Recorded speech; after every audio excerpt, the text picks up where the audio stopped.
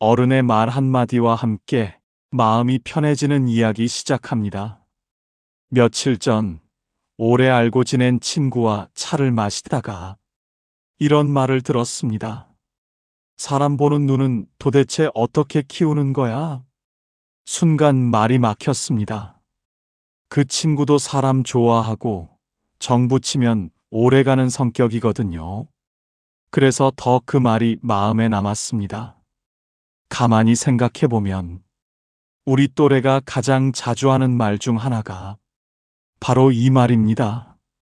사람이 참 어렵다는 말이죠.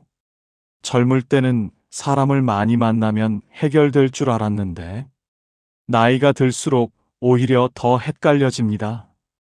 겉으로는 다 괜찮아 보입니다. 말도 예의 있고 큰 문제를 일으키는 사람도 아닙니다. 그런데 같이 시간을 보내고 나면 이상하게 기운이 빠지고 집에 돌아와서도 마음이 편하지 않습니다. 그럴 때 우리는 이렇게 넘깁니다. 내가 예민한가 보다 하고 말이죠. 하지만 살아온 시간이 쌓일수록 이런 감각은 그냥 생기지 않는다는 걸 알게 됩니다. 밥을 먹을 때의 태도, 휴대폰을 들여다보는 습관, 아주 사소한 부탁 앞에서의 반응 같은 것들에서 사람의 기준이 조금씩 드러나기 시작합니다. 말은 얼마든지 꾸밀 수 있지만 생활 속 습관은 그렇지 않습니다. 생각 없이 반복되는 행동에는 그 사람이 관계를 대하는 방식이 고스란히 남아 있습니다. 겉으로 보이는 말과 일상에서 새어나오는 태도 사이에는 생각보다 큰 차이가 있습니다. 오늘 이야기는 사람을 평가하기 위한 이야기가 아닙니다.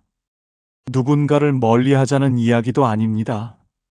다만 괜히 마음을 쓰지 않아도 될 장면을 조금 더 빨리 알아차리기 위한 이야기입니다.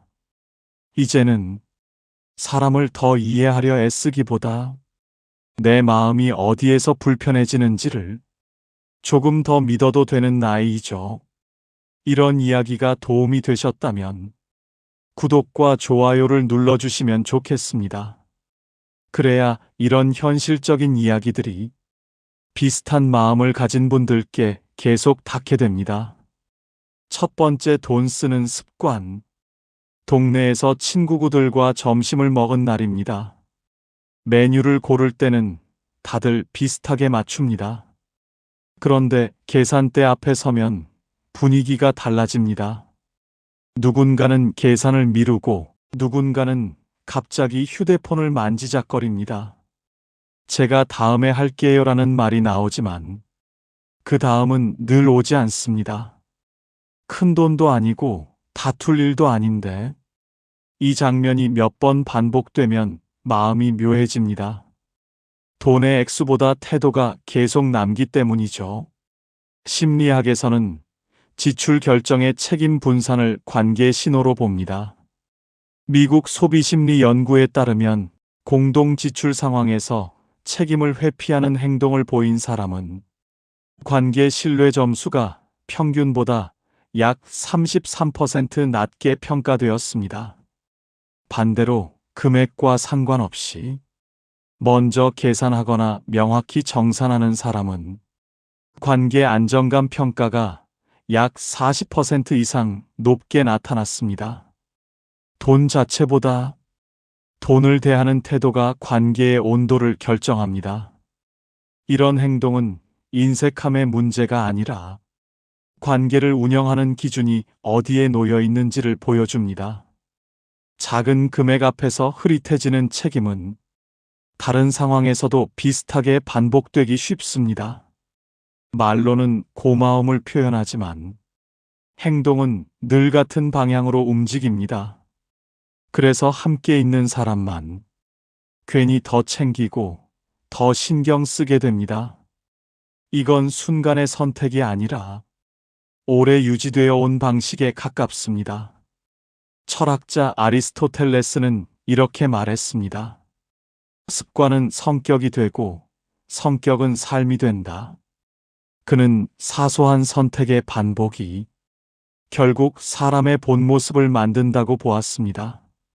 돈을 쓰는 태도는 그 사람이 관계를 대하는 습관을 드러냅니다. 이런 장면에서 괜히 눈치 보며 대신 계산하지 않아도 됩니다. 상대를 평가할 필요도 없습니다. 다만 내 마음이 불편해졌다는 사실은 그대로 존중해도 됩니다. 이 장면에서는 조용한 거리두기가 나를 지키는 선택이 됩니다. 돈보다 마음이 먼저 닳지 않도록 한 발 물러나는 것도 충분히 따뜻한 선택이죠. 두 번째, 휴대폰 다루는 습관. 동네 카페에서 친구와 마주 앉아 이야기를 나누던 때입니다. 오랜만에 보는 자리라 이런저런 얘기가 오갑니다. 그런데 대화 중간중간 상대의 시선이 자꾸 테이블 위 휴대폰으로 내려갑니다. 알림이 울린 것도 아닌데 습관처럼 화면을 켰다 끄기를 반복합니다. 말은 이어지는데 어딘가 나 혼자 이야기하는 느낌이 듭니다. 집에 돌아오는 길에 괜히 마음이 비어있는 기분이 남습니다. 심리학에서는 대화 중 휴대폰 사용을 관계 집중도의 중요한 지표로 봅니다. 미국 버지니아 공대의 연구에 따르면 대화 중 휴대폰을 자주 확인하는 상대와의 만남은 관계 만족도가 약 25% 이상 낮게 평가되었습니다. 특히 휴대폰이 테이블 위에 놓여 있기만 해도 대화의 깊이가 줄어든다는 결과가 나왔습니다. 말의 내용보다 지금 여기에 얼마나 집중하고 있는가가 관계의 밀도를 좌우합니다. 이런 행동은 무례해서라기보다 관계를 얼마나 가볍게 두고 있는지를 보여줍니다. 상대 앞에 있으면서도 마음은 이미 다른 곳에 열려 있는 상태입니다. 그래서 대화는 이어지지만 정작 연결되는 느낌은 남지 않습니다. 이런 장면이 반복되면 늘 기다리는 쪽만 더 공허해집니다. 휴대폰을 대하는 태도는 사람을 대하는 태도와 꽤 닮아 있습니다. 철학자 파스칼은 이렇게 말했습니다. 인간의 불행은 혼자 방에 가만히 있지 못하는 데서 시작된다. 그는 끊임없이 다른 자극을 찾는 태도가 사람 사이의 깊이를 얕게 만든다고 보았습니다. 지금 앞에 있는 사람보다 다음 알림이 더 중요해지는 순간 관계는 조용히 멀어집니다. 이런 자리에 앉아 괜히 더 재미있는 사람이 되려고 애쓰지 않아도 됩니다. 상대의 집중 부족은 내 노력으로 채워질 문제가 아닙니다. 이 장면에서는 마음 쓰지 않아도 됨이 필요합니다. 대화를 줄여도 괜찮고 기대를 낮춰도 괜찮습니다. 내 마음이 먼저 지치지 않게 조용히 선을 그어도 충분합니다. 세 번째, 사소한 부탁.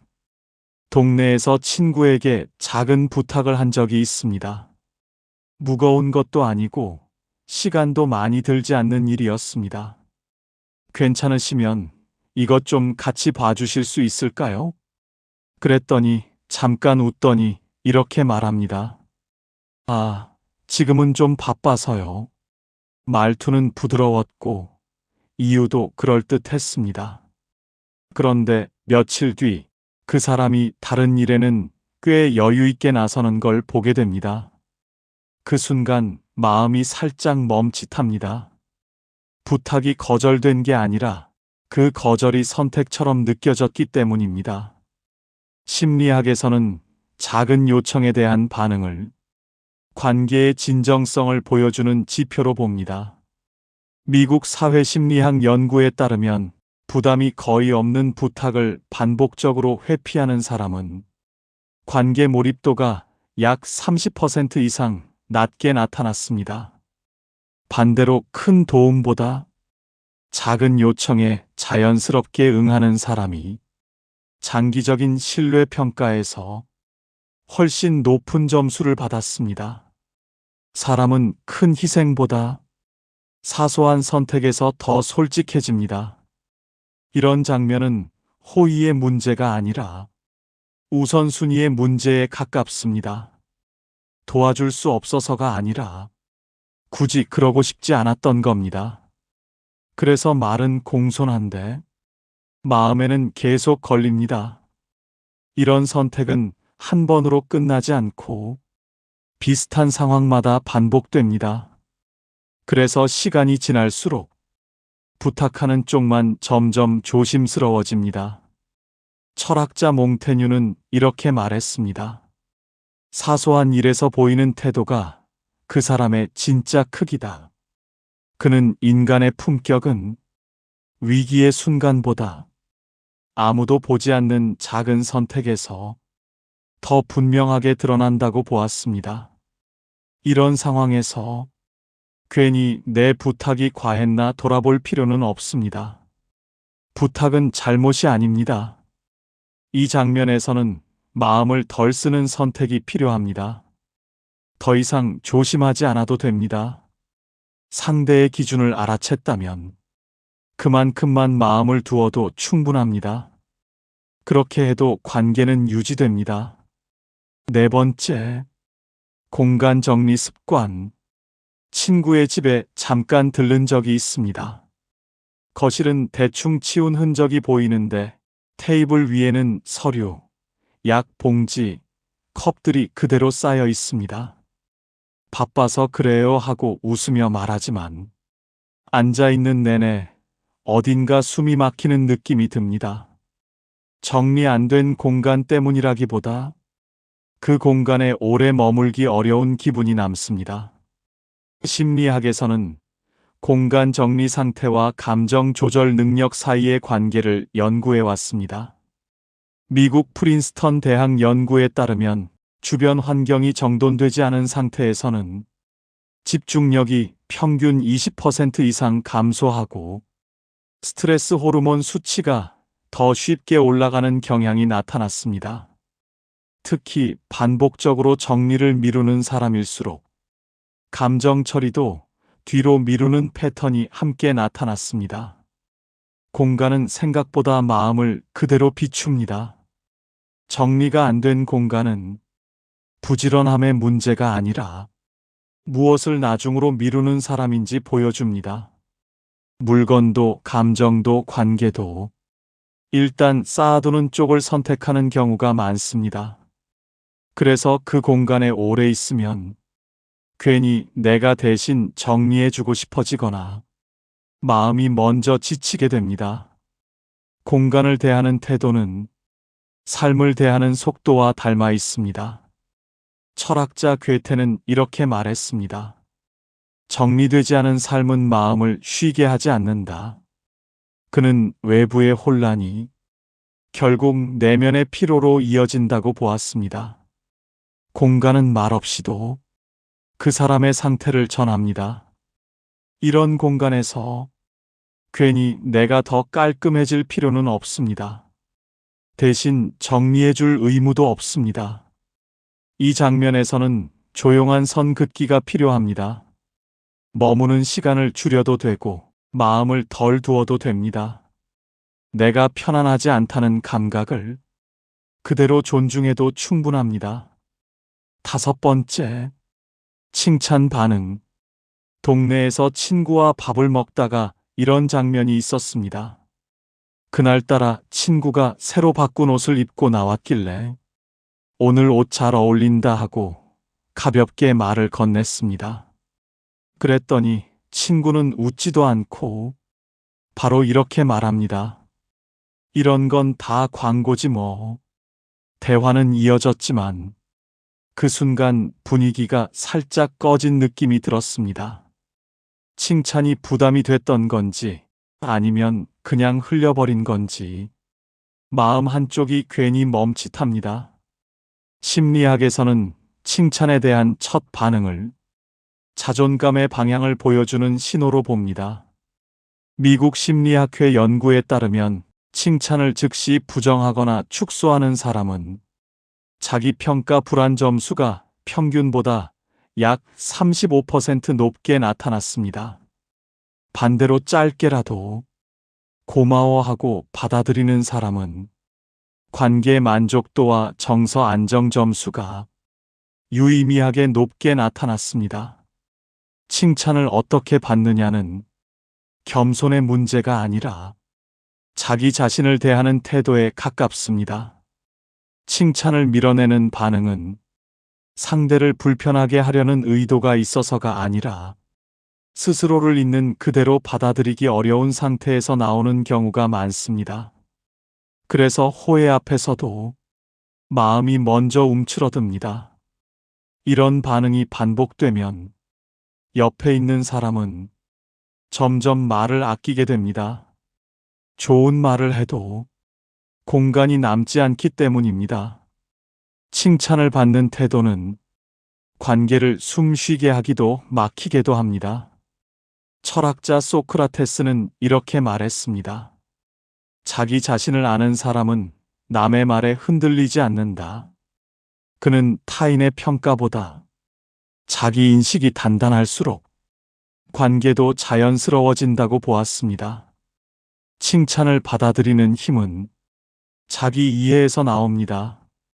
이런 반응 앞에서 괜히 더 좋은 말을 찾으려고 애쓰지 않아도 됩니다. 칭찬을 받아들이는 건 그 사람의 몫입니다. 이 장면에서는 마음을 덜 쓰는 선택이 필요합니다. 말을 줄여도 되고 거리감을 조금 둬도 됩니다. 내 호의가 허공으로 사라지지 않게 스스로를 보호해도 충분합니다. 6번째, 선택과 순간. 동네에서 친구와 함께 작은 결정을 해야 할 일이 있었습니다.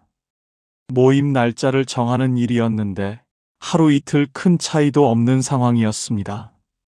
그런데 친구는 한참을 망설입니다.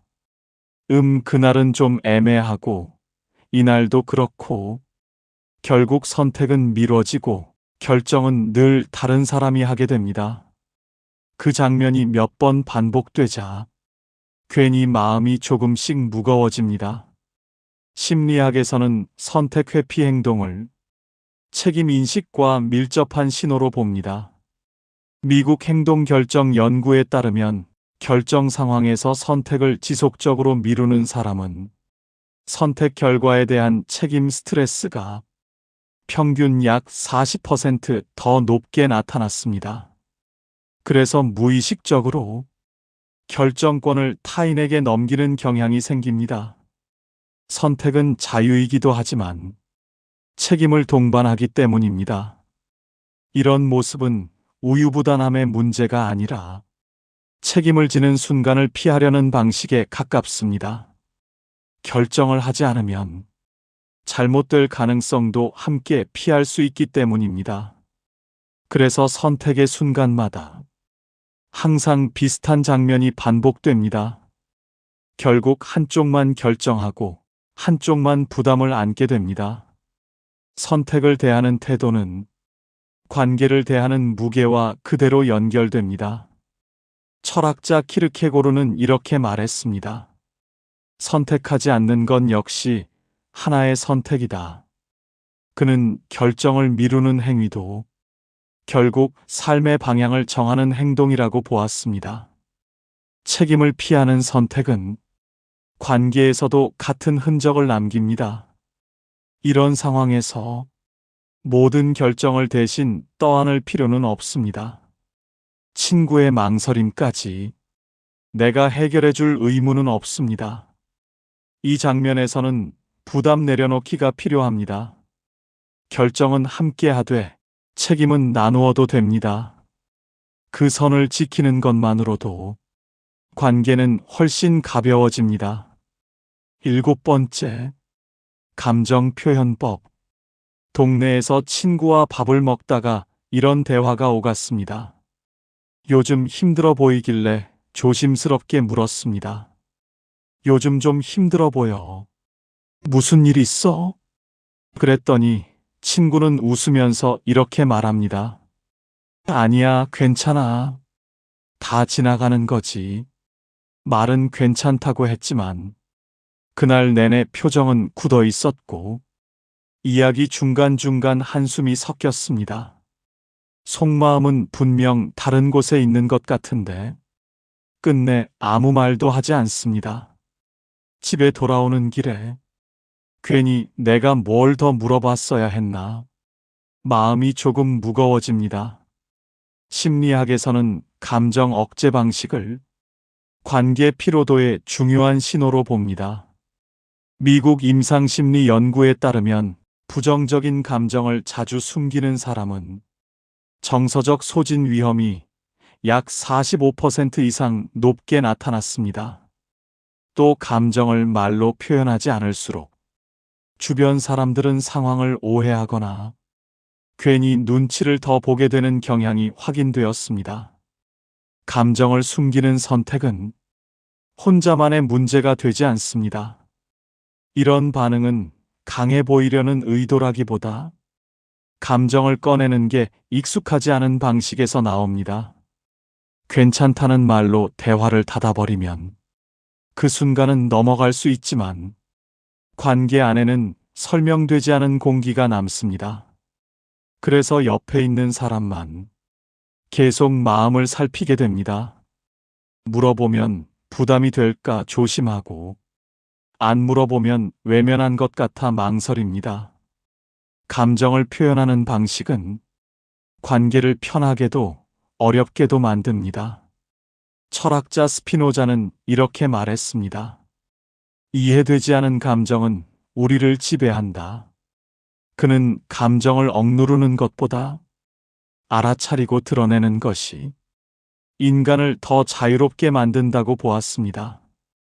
말로 나오지 않은 감정은 관계 속에서 다른 방식으로 새어나옵니다. 이런 상황에서 모든 마음을 내가 끌어내려 애쓰지 않아도 됩니다. 친구의 감정까지 내가 책임질 수는 없습니다. 이 장면에서는 내 감정 지키기가 필요합니다. 상대가 말하지 않는 선택을 했다면 그 선택까지 존중해도 됩니다. 괜히 더 안아들지 않아도 됩니다. 그렇게 한 발 물러나는 것도 관계를 오래 가져가는 방법이 됩니다.